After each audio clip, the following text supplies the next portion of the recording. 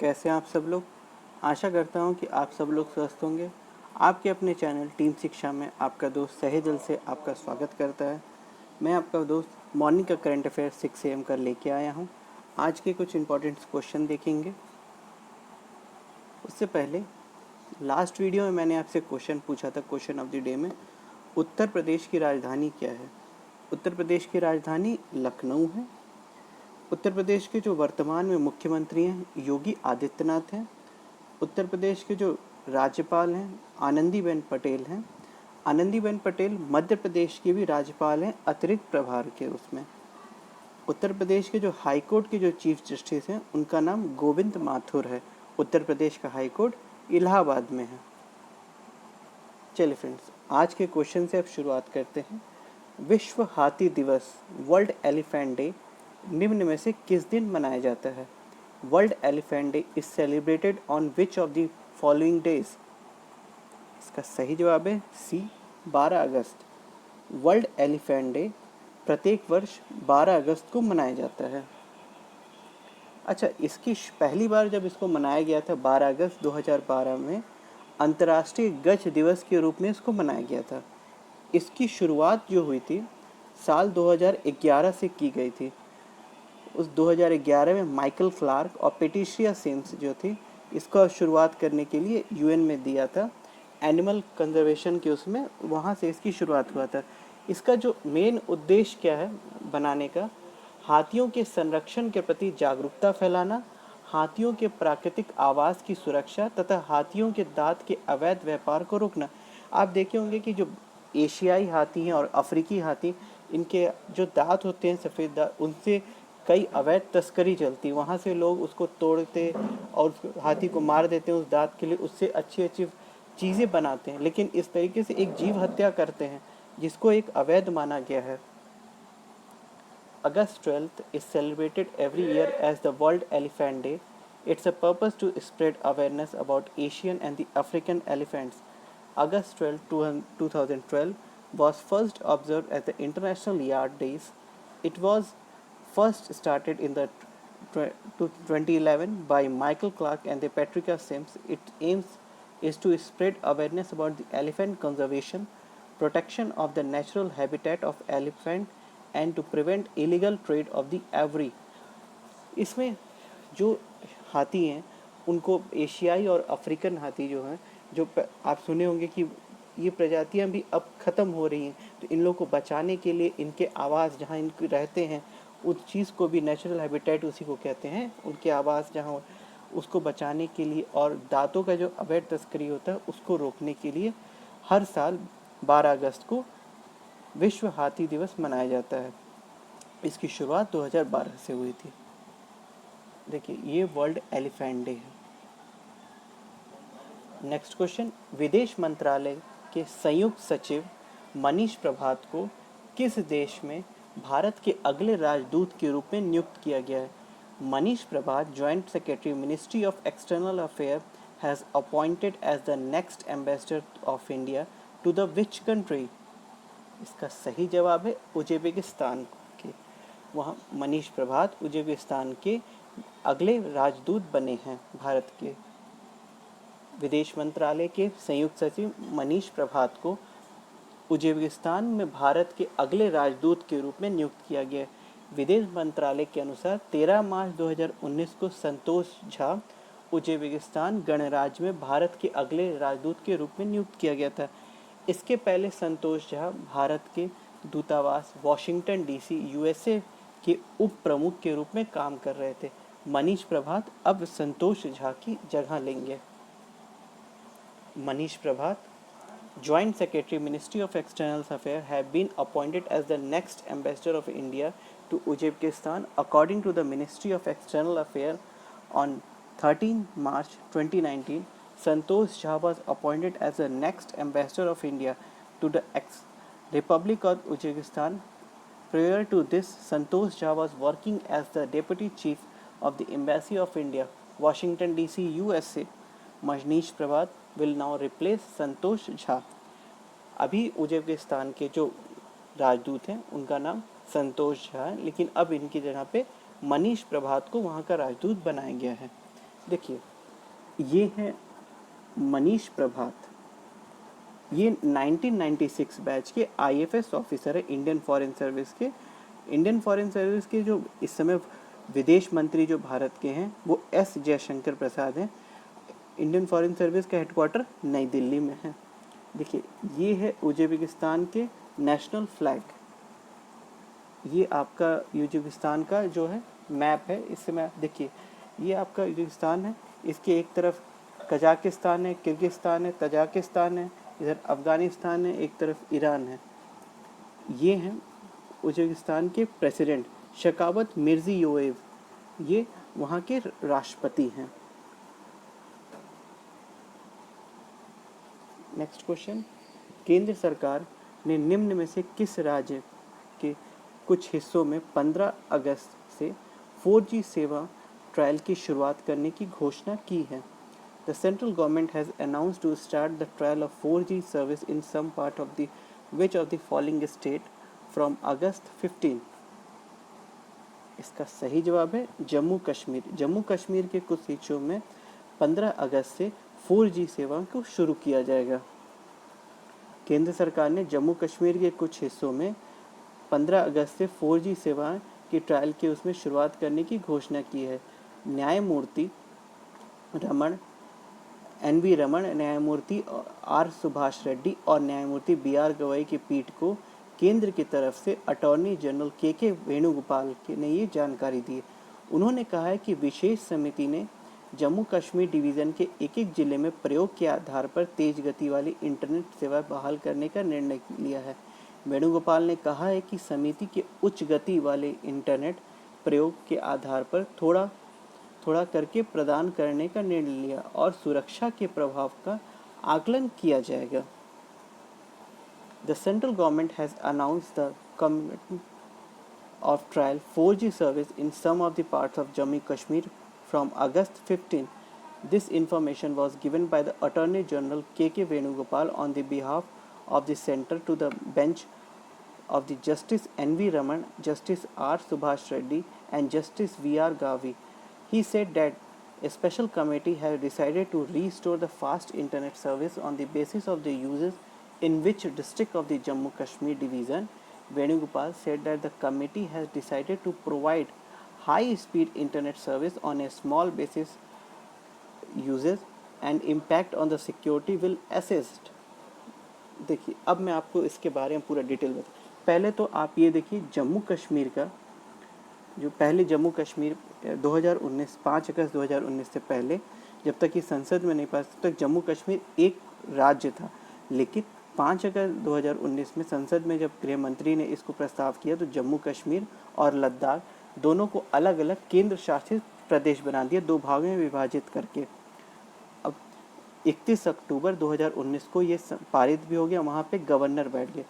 जम्मू कश्मीर के जो पहले गवर्नर थे केंद्र शासित प्रदेश जम्मू कश्मीर के, वे थे JC मुर्मू, जिनका अभी उन्होंने इस्तीफा दे दिया। उनको अब CAG का नया कैग बनाया गया भारत के।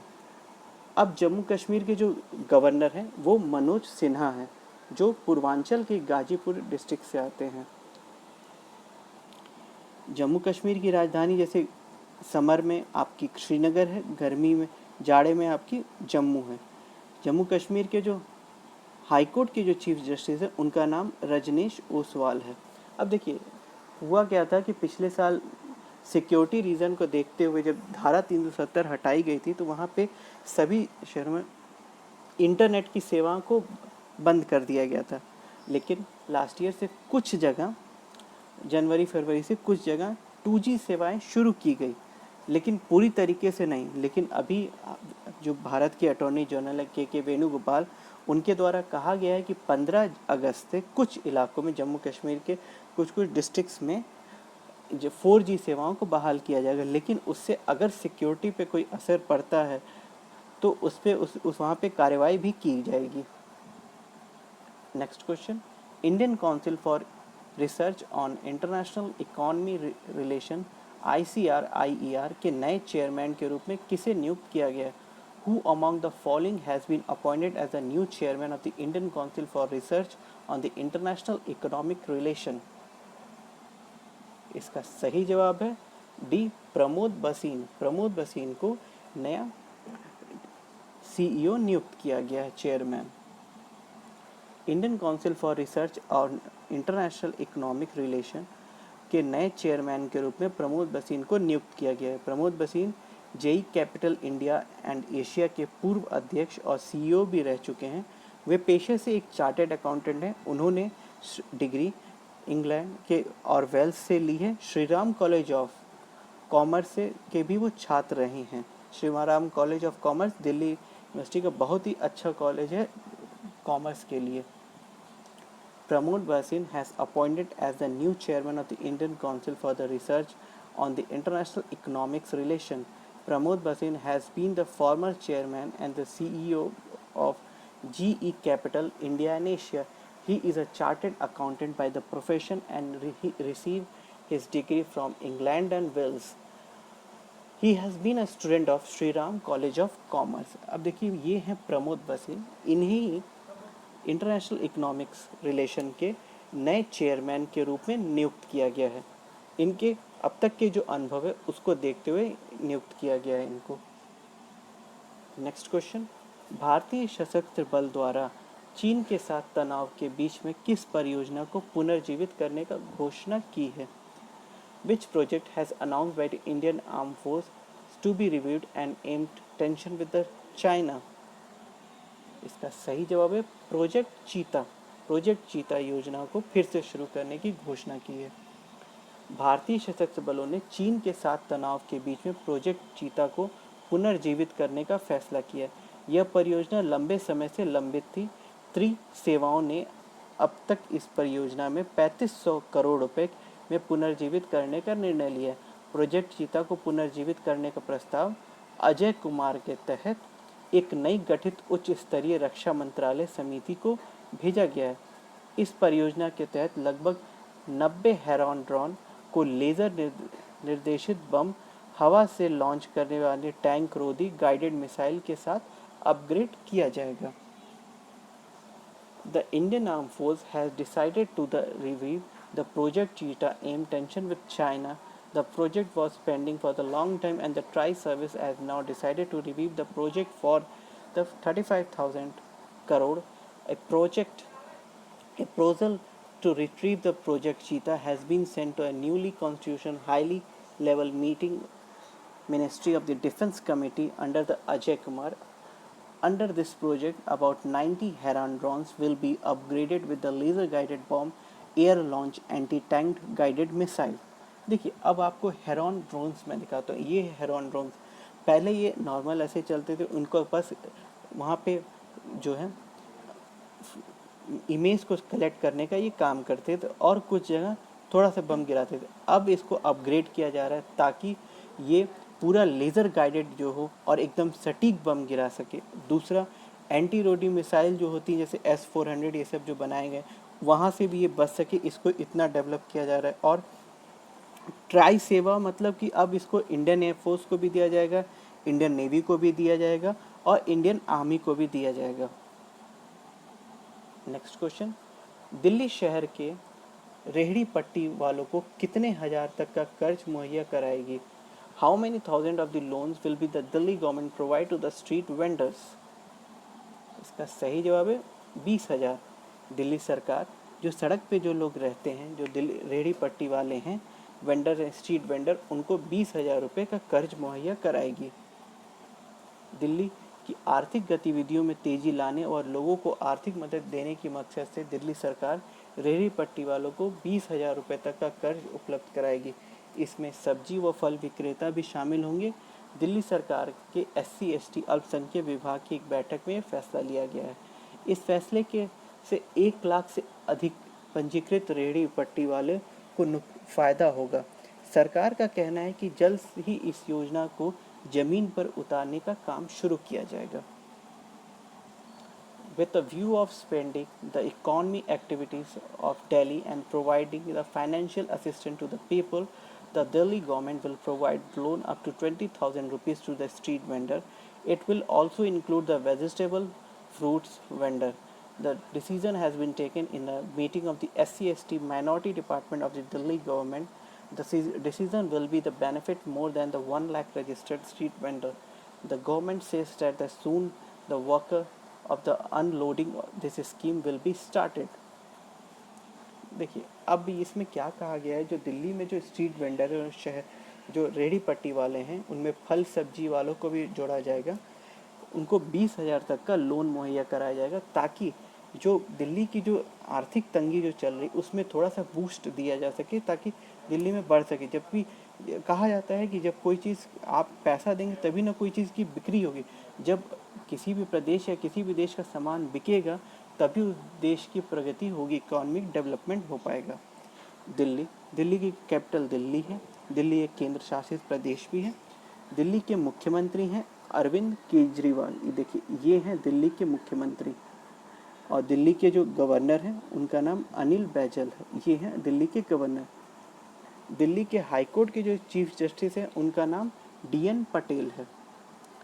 नेक्स्ट क्वेश्चन, फोक्स की दुनिया में सर्वाधिक कमाई करने वाले टॉप 10 अभिनेताओं की सूची में निम्नलिखित में से कौन इकलौते भारतीय शामिल हैं? Which of the following Indian is included in the Forbes list of the highest growing top 10 actors in the world? इसका सही जवाब है अक्षय कुमार।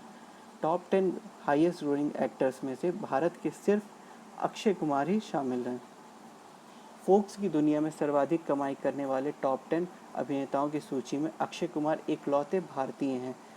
इसमें 362 करोड़ रुपए भारतीय रुपए और 4.85 करोड़ US$ की कमाई के साथ अक्षय कुमार छठे स्थान पर, जबकि 654 भारतीय करोड़ रुपए 8.75 करोड़ US$ के साथ डेविन जॉनसन सुशी में शीर्ष पद पर हैं। फोक्स ने बताया कि अक्षय कुमार की अधिकतर कमाई ब्रांड इंडोर्समेंट के जरिए होती है। Akshay Kumar is the only Indian in the folks listed highest growing top 10 actors in the world. Of this, Akshay Kumar is at the 6th number with the earning of rupees 362 crore rupees in $4.85 US$ crore, while Davina Johnson with 654 crore rupees in Indian currency and 8.75 crore in US$ currency topped the list. Folks said that most of the Akshay Kumar earning would be through the brand endorsement. देखिए, ये हैं Akshay Kumar. Focus की magazine में top 10 की list में इकलौते भारतीय हैं। फोक्स का ये कहना है कि इनकी ज़्यादातर कमाई जो है वो ब्रांड के विज्ञापन के थ्रू ही आती है। ये हैं डेवेन जॉनसन, जिनको हम लोग रॉक के नाम से भी जानते हैं, WWF के प्लेयर भी रह चुके हैं। ये फोक्स की मैगजीन में सबसे टॉप पे 654 भारतीय करोड़ रुपए इनका सालाना आमदनी हुआ था, और अक्षय कुमार का 362, जिससे वो छठे स्थान पर हैं। नेक्स्ट क्वेश्चन, निम्न में से किस जानवर के साथ मानव टकराव पर राष्ट्रीय पोर्टल सुरक्षा लॉन्च किया गया है? Which of the following animal has launch the national portal सुरक्षा ऑन द ह्यूमन कॉन्फ्रंटेशन? इसका सही जवाब है सी, हाथी। देखिए, भारत में हाथी और मानव का जो टकराव है उससे निपटने के लिए एक नया पोर्टल बनाया गया है, जिसे डाटा ट्रांसमिशन, जैसे जहाँ पे जू है वहाँ पे हाथियों का रखा जाता है। कई हाथी जो होते हैं कि आपका कंट्रोल के बाहर हो जाते हैं, तो उनको रोकने के लिए हाथियों को कहाँ पे कौन सा हाथी है उसको ट्रांजैक्शन को रोके, कहाँ पे हाथी गतिविधि चल रही है। अगर कोई हाथी दूसरी जगह चला जाए तो उसको चिप के जरिए तुरंत पता लगा सके। डेटा संग्रह भी किया जाएगा। इससे जो लोग अवैध तस्करी करते हैं हाथियों के दांतों का, वो भी इस पर रोकथाम लगाया जा सकता है। इससे जो है हाथी दिवस का यह लक्ष्य हाथी संरक्षण पर लोगों के जागरूकता पैदा करना और जंगली और पालतू हाथियों को बेहतर संरक्षण और प्रबंधन के लिए जानकारी और सकारात्मक समाधानों को साझा करना है। The national portal of the Suraksha deal with the human-elephant conflict. The purpose of this portal will be also to manage the collection of the real-time information and the settlement of the human-elephant conflict at the right time. The portal will also help the set up the data collection protocols, data transmission pipelines, and the data visualization tools. The goal of the World Elephant Day is to create awareness on the elephant conservation and share information and the positive solution for the better conservation and the management of the wild and the domesticated elephants. Next question, किस प्रसिद्ध उर्दू कवि का 70 वर्ष की आयु में इंदौर में 11 अगस्त 2020 को कोविड-19 के इलाज के दौरान निधन हो गया? Which famous Urdu poet died at the age of 70 on August 11, 2020 in Indore during the treatment at कोविड-19? इसका सही जवाब ए, राहत इंदौरी। मशहूर उर्दू शायर और गीतकार राहत इंदौरी का निधन हो गया है। वे 70 साल के थे।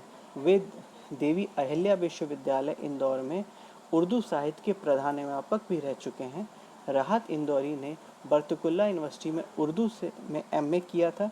राहत इंदौरी ने मुन्ना भाई MBBS, मीनाक्षी, खुद्दार, नाराज, मर्डर, मिशन कश्मीर, करीब, बेगम जान, घातक, इश्क, जानम, सर, आशिकियाँ, मैं तेरी और मैं तेरा आशिक जैसी फिल्मों में गीत भी लिखे हैं राहत इंदौरी जी ने। The famous Urdu poet and the lyricist Rahat Indori has passed away. He was 70 years old. He has also been a professor of the Urdu literature at Devi Ahilya University, Indore.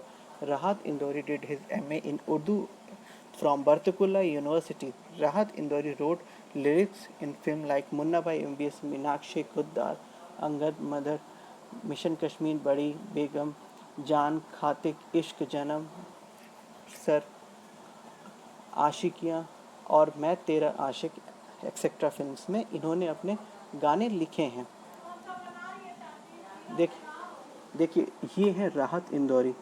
इनका निधन 11 अगस्त को कोविड-19 के चलते हो गया। ये आईसीयू में वहाँ एडमिट थे। इनका एक पोएम था, चरागों का घराना चल रहा है, हवा से दोस्ताना चल रहा है, नए किरदार आते जा रहे हैं पर नाटक पुराना ही चल रहा है। बहुत ही अच्छे पोएट थे।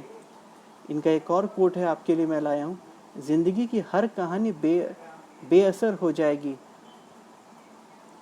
हम ना होंगे तो ये दुनिया दरबदर हो जाएगी। इनका जन्म 1 जनवरी 1950 में हुआ था। इनका निधन 11 अगस्त 2020 में हुआ। आज का क्वेश्चन ऑफ द डे आपके लिए फ्रेंड्स, झारखंड राज्य की राजधानी का नाम क्या है? इसका सही जवाब आप हमें कमेंट बॉक्स में दें।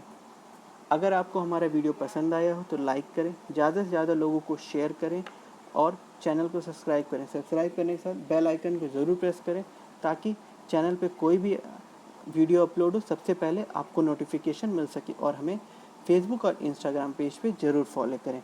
डेली करंट अफेयर क्विज देखने के लिए टीम शिक्षा को रेगुलर फॉलो करें। जय हिंद दोस्तों।